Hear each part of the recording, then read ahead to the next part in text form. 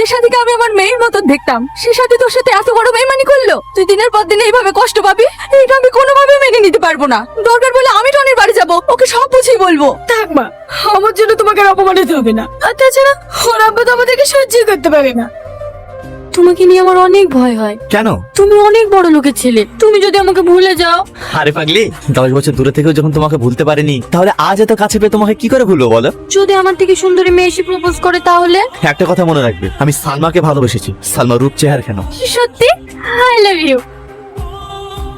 Tony, তোমাকে একটা কথা বলার ছিল। আমার বান্ধবী নেই সাথী, ওই দেখো আসছে। ও আমাকে চ্যালেঞ্জ করেছে, ও তোমাকে যেভাবে হোক বোকা বানাবে। আসতে দাও ওকে, দেখি কি করে বোকা বানায়। হে, তুই এখানে কি করছিস রে হঠাৎ করে? সেই কৈফিয়ত আমি তোকে দেবো না। আজ আমি টনিকে সব সত্যি কথা বলবো। কি বলবে বলো? ছোটবেলায় যখন তোমার আব্বা তোমাকে আমার কাছ থেকে ছিনিয়ে নিয়ে যাচ্ছিল, তখন তুমি চিৎকার করে বলেছিলে, সালমা আমি তোমাকে জীবনেও ভুলতে পারবো না। তাহলে আজ তুমি কি করে আমাকে ছেড়ে বের হয়ে গেলে? বিশ্বাস করো টনি, আমি সালমা, ও সাথী, ও